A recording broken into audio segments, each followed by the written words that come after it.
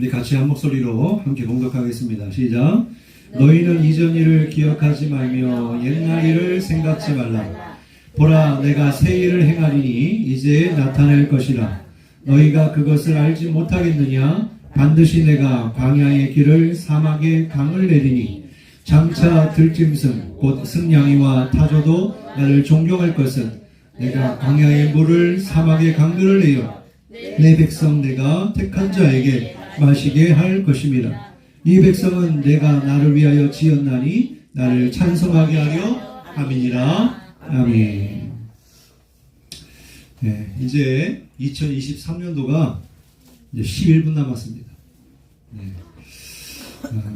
올 한 해를 마감하면서 또 새해를 맞이할 우리에게 주시고자 하시는 하나님의 말씀이 뭔가 따라해 보겠습니다. 보라, 내가 새 일을 행하리라.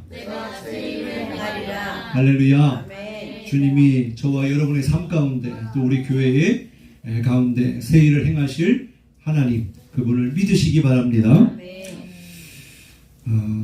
왜 이 제목의 말씀을 정했냐면 우리 사모님도 기도해 주셨지만 이 말씀이 바로 올 이제 다가올 2023년도의 교회 표어이기 때문입니다. 뿐만 아니라 새해를 맞이하는 여러분 개인이나 가정이나 일터 위에 하나님이 새 일을 행하시기를 바라는 마음으로 그렇게 말씀을 준비했습니다. 어느덧 제가 부덕교에 부임한 지 이제 4년이 되어가고 있습니다.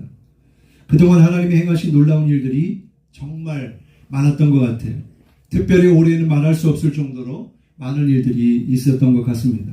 때로는 힘들기도 했고 또 앞이 보이지 않을 만큼 캄캄할 때도 있었고 그때마다 하나님의 따뜻한 위로하심이 또한 역사하심이 있었습니다. 그래서 여기까지 목회에 올 수 있었던 것 같아요. 그런데 하나님이 저에게 그런 마음을 주십니다. 윤 목사야, 내가 새 일을 행할 거야. 너는 보거라. 그러한 마음을 주셨어요. 과연 하나님이 내년에는 어떤 새 일을 행하실까? 너무나 기대가 되고 벌써부터 기쁨이 솟습니다. 그래서 이러한 주님의 마음이 저뿐 아니라 여러분에게도 느껴지고 들려지기를 간절히 바라고요. 또한 기대하는 마음으로 우리가 한 해를 잘 마무리하여서 새로운 한 해 2024년도를 우리가 살아갈 때에 정말 주님과 함께하는, 그래서 새 일을 행하시는 주님을 바라보면서 정말 복된 한 해가, 행복한 한 해가 되시기를 주님의 이름으로 축원합니다. 그러면 하나님의 새 일을 행하시기 전에 우리가 해야 될 일은 무엇일까요? 말 그대로 새 일을 행하려면 잘 준비하고 정리해야 됩니다. 우리가 보통 이사를 간다고 하면 어떻게 해야 합니까? 먼저 집안에서 이사 갈 때 버려야 될 것, 정리해야 될 것들을 먼저 버려야 되겠죠. 그리고 무엇을 가지고 가야 될지 잘 정리를 해 놔야 됩니다. 그래야 새로운 시작을 맞이할 수가 있는 거죠. 이와 같이 새로운 시작을 위하여 우리가 잘 정리하고 준비하는 일이 중요한데, 여러분 2023년도에 묵은 해를 보내고 새해를 맞이하는 우리의 삶에 무엇을 정리해야 되고 무엇을 준비해야 될까요? 사실 지나온 세월들을 보면요, 생각해 보면 참 후회할 일들이 많이 있습니다. 왜 그러냐면 내가 그때그때마다 잘 정리하지 못해서, 또 잘 앞으로의 하나님이 하실 일을 기대하며 준비하지 못해서 당황하기도 하고 또 낙심에 빠지기도 하고, 그래서 하나님이 온전히 나의 삶에 마음껏 주님의 뜻이 이루어지지 못한 것도 있을 겁니다. 여러분, 옛사람의 모습 그대로 여전히 자기 마음대로 살면요, 절대로 우리의 삶은 새로워질 수가 없는 것입니다. 그래서 오늘 본문 말씀을 보면 제일 먼저 이렇게 말씀하고 있습니다. 18절에 보니까 너희는 이전 일을 기억하지 말며 옛날 일을 생각하지 말라, 이렇게 말씀하고 있어요. 이 말씀을 공동번역으로 보면 이렇게 말씀합니다. 지나간 일을 생각하지 말라, 흘러간 일에 마음을 묶어두지 말라, 이렇게 말씀하고 있거든요. 여러분, 우리가 새해를 맞이하면서 하나님이 우리 인생 가운데 저와 여러분 가정과 일터 가운데 새 일을 행하시려면 지나간 일들을 생각하지 말라라는 것입니다. 그리고 흘러간 일에 마음을 묶어두지 말라는 거예요. 정리하라는 거죠. 무엇을 정리해야 됩니까? 과거를 정리하라는 거예요. 과거를. 어떤 과거입니까? 단순히 지난 한 해 동안의 모든 시간들, 추억들, 일들, 그것들을 다 잊어버려라 라고 하는 뜻은 아닙니다. 우리가 한 해 동안 살면서 내 생각을 빼앗겼던 것, 마음을 묶어버리는 그런 부정적인 사건이나 일들이 있었을 겁니다. 그래서 그것들로 인해서 트라우마가 생기고 우울증에 사로잡혀 있을지도 모릅니다. 또한 반대로 오히려 너무 잘 돼서 내가 원하는 바를 다 이루어서 그것이 나의 의가 되고 자랑거리가 되면 그것 또한 우리에게 앞으로 더 나아가는 데 있어서 방해가 되는 요소가 되는 것입니다. 우리는 보통 이렇게 두 가지의 마음을 빼앗깁니다.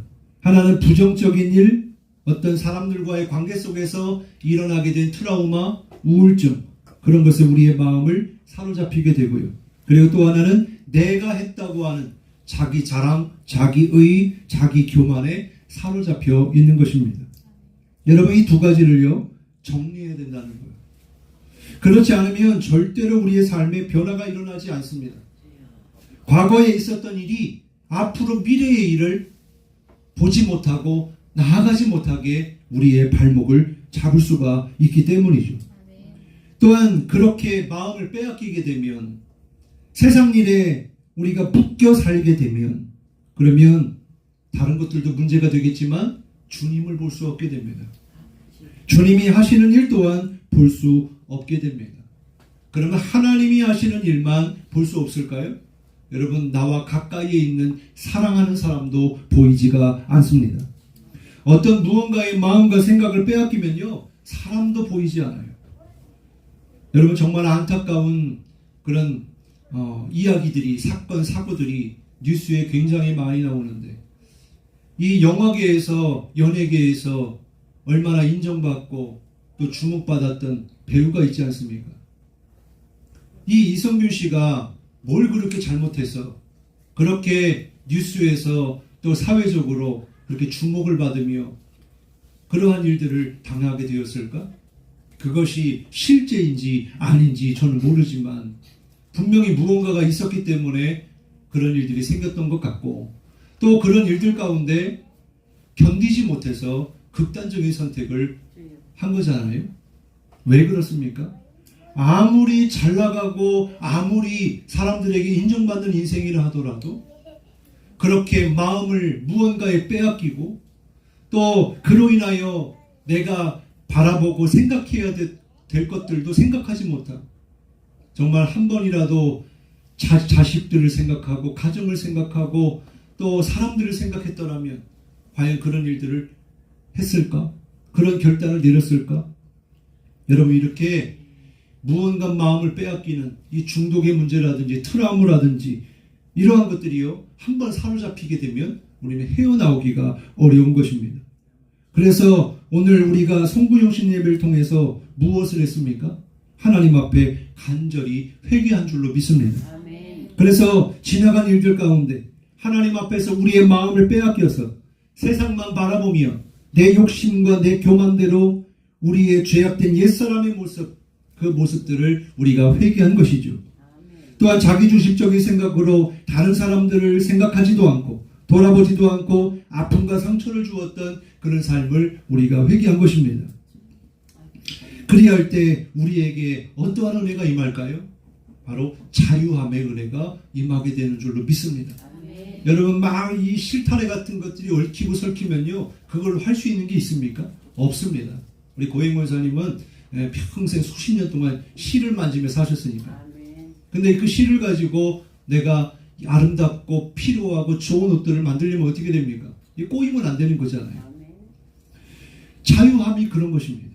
우리가 묶여있으면 아무것도 할 수 없지만 하나님의 은혜 가운데 하나님께서 우리에게 허락하신 것이 자유거든요. 참된 자유를 주셨거든요. 어떤 자유입니까? 죄로부터의 자유, 사망으로부터 자유. 그게 바로 구원이잖아요. 이러한 자유를 우리가 받은 사람들 아닙니까? 그런데 그러한 은혜가 있었는데도 불구하고 인생을 살다 보니까 자꾸 또 옛사람의 습관과 옛사람의 모습대로 무언가 자꾸 세상 일에 마음을 빼앗기게 되고 묶여지는 그런 우리의 삶을 돌아보게 됩니다. 그러나 우리가 참된 회개를 통하여 주님께로 돌아가게 될 때 이러한 참된 자유가 있게 될 줄로 믿습니다. 또한 하나님과의 깨어졌던 관계가 회복이 되고요. 또한 주님과 주님의 행하신 일들을 보게 되고요. 또한 비로소 여러분과 함께하는 정말 누구와도 대신할 수 없는 사랑하는 가족들을 보게 되고 성도들을 보게 되고 이웃들을 보게 될 줄로 믿습니다. 그러면 이제 우리가 새 일을 행하실 주님 앞에서 또한 무엇을 준비해야 될까요? 먼저는 지금까지 함께 하신 은혜와 우리의 삶 가운데 또한 교회 가운데 하신 일들을 깨달아야 됩니다. 19절에 보니까 이렇게 말씀합니다. 보라, 내가 새 일을 행하리니 이제 나타날 것이라. 너희가 그것을 알지 못하겠느냐? 반드시 내가 광야의 길을 사막에 강을 낼 것이다. 이것을 공동 번역으로 보면요, 이렇게 말씀합니다. 보라, 내가 이제 새 일을 시작하였다. 이미 싹이 돋았는데 그것이 보이지 않느냐? 내가 사막에 큰 길을 내리라. 광야의 한 길들을 트리라. 여러분 여기 보십시오. 보라, 내가 이제 새 일을 뭐라 그래요? 시작했대요. 시작할 거라는 게 아니라 이미 시작했대요. 여러분 이것이 되게 중요합니다. 여러분 이미 싹이 돋았는데 그것이 보이지 않느냐? 이미 하나님의 새 일이 여러분 가운데 지금 일어나고 있다. 아직 우리에게 새해 됐네요. 네. 늦었어요. 됐습니다. 늦었어. 자, 우리 새해 복 많이 받으세요. 인사하겠습니다. 새해 복 많이 받으세요. 네. 자, 다시 말씀으로 돌아와서 네. 우리가 이제 새로운 한 해를 시작했는데 이미 하나님의 새로운 일은 이미 2023년도 어제 벌써 이제 하루가 지났으니까 어제부터 아니 그 훨씬 이전부터 하나님은 일하기 시작하셨다. 믿으시기 바랍니다. 우리들 그러잖아요. 뭔가가 다 준비가 되고 이제 요 땅 해야 시작한다고 생각하는데 하나님이 이미 벌써 앞서가셔서 주님이 먼저 새 일을 행하셨다라고 하는 거죠. 그럼 중요한 게 뭡니까? 이 싹을 봐야 된다는 거예요. 싹을. 우리가 싹을 보지 못하니까 절망하는 거예요. 왜냐하면 눈이 보이지 않거든요. 앞이 보이지 않거든요. 지금 뭔가 대단한 일을 나는 하기를 원하고 준비를 많이 했는데 될 것 같은 것보다 안 될 것 같은 마음이 더 크고 지금 뭔가 하나도 보이지 않아요. 그거랑 이미 벌써 반은 와 있다. 네? 내가 저것만 하면 될 것 같아 라고 하면 이게 두 가지가 똑같아요? 달라요? 마음가짐이 달라져요. 준비를 잘하고 하나님이 보여주신 것을 보게 되면요 쉬워집니다. 자신감 있어지고요 기대가 됩니다. 그게 바로 여러분의 인생 가운데 하나님이 이미 시작하신 새 일이라는 거예요. 사랑하는 성도 여러분, 정말 지금은 아직 느껴지지 못하고 보여지는 게 하나도 없더라도 여러분 가운데 새 일을 이미 시작하신 하나님을 바라보시기를 바랍니다. 여러분 저는 느낍니다. 보고 있어요. 주님이 우리 교회에 어떤 일들을 행하실지 이미 보여집니다. 그리고 들립니다. 우리 교회를 향한 주님의 음성이 다른 교회들을 통해 다른 목회자들을 통해 이웃들을 통해 이미 저에게 하나님이 하시겠다라고 하는 음성이 들립니다. 여러분 말씀드렸잖아요. 얼마 전까지 저에게 청빙 연락이 왔다고. 근데 제가 안 간다고 그랬잖아요. 왜 안 간다고 했어요?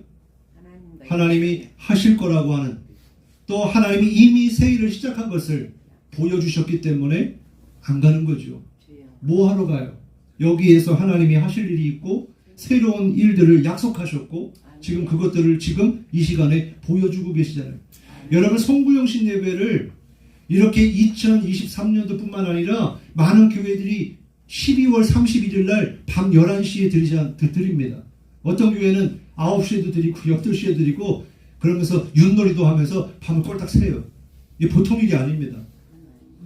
물론 과거에는요 교회를 한 번도 안 나가는 사람도 성구영신 예배만큼은 나가는 사람들이 있었어요. 왜냐하면 축복기도 받으려고 새해를 시작하는데. 근데 요즘에 보세요. 코로나가 지나고 나서 성구영신 예배 밤 11시에 여러분 이제 이게 가면 갈수록요 이제 점점 안 나옵니다. 우리 권사님들 또 김효진 사님 아까 차량 운행하면서 만났는데 앞이 하나도 보이지 않아가지고 못 가겠다는 거예요. 그래서 제가 딱 이렇게 붙들어가지고 예? 그렇게 예? 모시고 왔어요. 여러분 앞으로 또 어떻게 될지 모르지만 하나님이 어떻게 우리 교회 가운데 세일을 행하실 건가, 우리 아이들부터 어른에 이르기까지 예? 지금 우리 교인들 거의 다 나온 거 아니에요? 할렐루야. 얼마나 감사한지 몰라. 이미 하나님이 지금 일하신다라고 하는 겁니다. 그래서 기대가 됩니다. 정말 주님의 계획과 뜻을 알면요, 주저할 필요가 없습니다. 또 두려워할 필요도 없습니다. 그리고 거기에 내 생각과 내 계획을 집어넣을 필요도 없습니다. 그리고 안달날 필요도 없어요.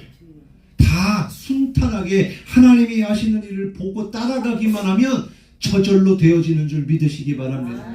아무리 농부가 나무를 잘 가꿔요. 얼마나 마음을 다해서 나무를 가꾸겠습니까? 근데 열매는 어떻게 맺어집니까? 내가 엄청나게 애쓰고 힘쓰고 그것도 필요하지만 열매가 어떻게 맺어져요? 저절로 맺어지는 거예요. 내가 한 것뿐만 아니라 하나님께서 열매를 거두게 하시는 거예요. 생각해 보세요. 열심히 씨를 뿌리고 열심히 물을 주고 열심히 가꿨습니다. 그러면 열매가 날 때까지 앞에서 보고 있으면 더 빨리 납니까? 아니거든요. 어떻게 거기다가 조금이라도 더 걸음을 훨씬 더 많이 주면 더 빨리 열립니까? 그렇지 않죠? 필요한 만큼만 하면 나머지는 저절로 이루어지는 거예요. 우리가 주님 안에 거하기만 하면, 주님께 나아가기만 하면 열매는 저절로 맺어지는 거예요. 그래서 성경은 뭐라고 말합니까? 믿음의 결국은 영혼의 구원함이라. 우리가 영혼을 구원받으려고 발버둥 친다고 구원받는 게 아니고 예수님 믿기만 하면 구원받는 거예요. 그래서 여러분의 삶이 올해는 굉장히 복잡하고 다사다난했던 한 해였다고 한다면 내년에는요, 올해 벌써 시작했으니까 올해는 단순하고 분명하고 확실한 그런 복된 한 해가 되시기를 주님의 이름으로 축원합니다. 그럼 시간 낭비할 필요가 없죠. 그리고 잘 모르겠다, 그럼 주님께 물으십시오. 그럼 주님이 알려주실 거예요. 그러면 주님이 어떻게 행하신대요? 19절 하반절에 반드시 내가 광야의 길을 사막의 강을 낼 것이다. 20절 하반절에 내 백성 내가 택한 자에게 마시게 할 것이라. 아멘. 여러분, 광야는 어떤 곳이에요? 사막은 어떤 곳입니까? 황폐한 땅이잖아요. 메마른 땅, 죽음의 땅, 사망의 땅입니다. 광야하면 바위와 돌, 모래로 가득한 그런 사막이 펼쳐지고 풀 한 폭이 찾아볼 수 없는 그런 땅이 사막이요 광야입니다. 거기에는 길이 있습니까? 길이 없습니다. 밤에는 춥고 낮에는 더워서 사람이 살 수가 없습니다. 언제든지 도적들과 들짐승들이 굶주림으로 삼킬 자를 찾는 곳입니다. 그곳은 참된 쉼과 안식이 없습니다. 이러한 곳이 광야고 사망이라는 거죠. 근데 우리의 인생이 바로 광야와 같고 사막과 같다라고 하는 사실이에요. 여러분, 얼마나 힘들고 어려운 인생입니까? 그런데 그러한 인생 가운데 하나님 어떻게 하신대요? 세일을 행하시겠대요. 여러분의 삶의 길을 열어주시겠대요. 길을 내주시겠대요. 여러분, 전쟁에서 승패가 어디서 갈리는지 아십니까? 지략도 있겠고 군사력도 있겠고 뭐 병사 숫자도 있겠지만 보급품이 오지 않으면, 그러면 단기간 내에 끝내지 않으면 전쟁 실패하는 거예요. 중요한 건 먹을 게 와야 먹으면서 싸울 수가 있거든요. 그래서 보급로만 끊어지면 끝나는 거예요. 큰일 나는 거예요. 그래서 복의 길, 은혜의 길, 생명의 길만 열려지기만 하면 여러분의 인생은 복된 인생이 되고 승리하는 인생이 되는 줄 믿으시기 바랍니다. 여러분의 삶의 길이 열린다. 또 하나는 어떻게 되는지 사막에 강을 내겠다는 거예요. 강. 여러분, 사막에 강이 있다고 한다면 이건 엄청난 것 아닙니까?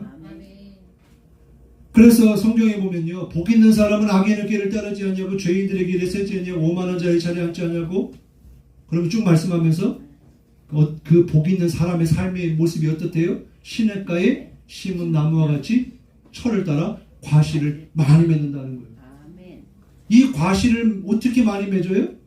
그 나무가 어디에 심겨져서? 그렇죠. 시냇가에 심겨지면 이 나무는요, 사시사철 마르지 않는다는 거예요. 열매가 끊이지 않는다는 거예요. 여러분의 인생도 그렇게 되기를 축복합니다. 정말 말라가지고 말라 비틀어져가지고 열매 하나 맺을 수 없는 인생이 아니고 늘 주님이 여러분의 삶 가운데 생수의 강을 흘려보내주셔서 여러분의 삶 가운데 열매들이 주렁주렁 맺어가고 또 여러분뿐만 아니라 여러분을 통해서 목마른 자들이 와서 물을 마시고 먹고 형통함을 얻는 복이 있길 바랍니다. 아멘. 그러한 복된 인생, 축복의 통로가 되시기를 바랍니다. 아멘. 할렐루야. 아멘. 주님이 그러한 우리 인생 가운데 이와 같이 새 일을 행하신다라고 말씀하고 있는 거예요. 아멘. 여러분 2024년도 새해를 맞은 사람들이 기대하며 소원을 빌러 저 어디 가가지고 그렇게 소원을 빌지만 그럼에도 불구하고 확실한 것은 그들의 삶은 어때요? 내년도에 올해 똑같이 광야와 같을 거예요. 그러나 우리 예수 믿는 인생들은 어떻다고요? 우리의 인생 가운데 길이 열려지고 생수의 강이 흘러넘치는 줄 믿으시기 바랍니다. 그러면 마지막으로 그렇게 주님이 우리의 삶 가운데 새 일을 행하시는 궁극적인 목적이 뭘까요? 물론 우리가 하나님의 자녀이기 때문에 하나님의 백성이기 때문에 하나님이 사랑하니까 그렇게 복을 주시는 것도 있지만 19절 상반절에 보면 이렇게 말씀합니다. 장차 들짐승 곧 승냥이와 타조도 나를 존경할 것은 무엇을 말하는 거예요? 이렇게 들짐승들도 하나님을 존경할 건데 21절에 보니까 내가 친히 손으로 빚은 나의 백성이 나를 찬양하고 기리리라. 아멘. 하나님은 당신의 백성들이 하나님의 은혜를 깨닫고 정말 나의 삶의 주가 되시고 구원이 되시고 생명이 되시고 우리의 삶 가운데 새 일을 행하실 그 하나님을 찬양하기를 원하신다라고 하는 것입니다. 이게 뭡니까? 예배하는 거예요. 하나님이 가장 기뻐하시는 건 하나님이 예배하는 거예요. 그래서 우리 부덕교회의 많은 이들이 주님께 나와서 예배하는 은혜가 있기를 바랍니다. 이 자리가 가득가득 채워져서 하나님을 정말 뜨겁게 찬송하고 기도하고 예배하여서 하나님이 이곳에 충만하게 임재하시고 여기에 오기만 하면 놀라운 기적과 이사들이 그 중에서도 예수님을 믿고 구원받는 일이 일어나기를 주님의 이름으로 축원합니다. 사랑하는 성도 여러분, 2024년 새해 주님이 행하시는 크고 새로운 일들을 바라보시면서 주님을 향한 뜨거운 사랑과 감사와 기쁨으로 예배하는 복된 새해가 되시기를 주님의 이름으로 축원합니다. 아멘.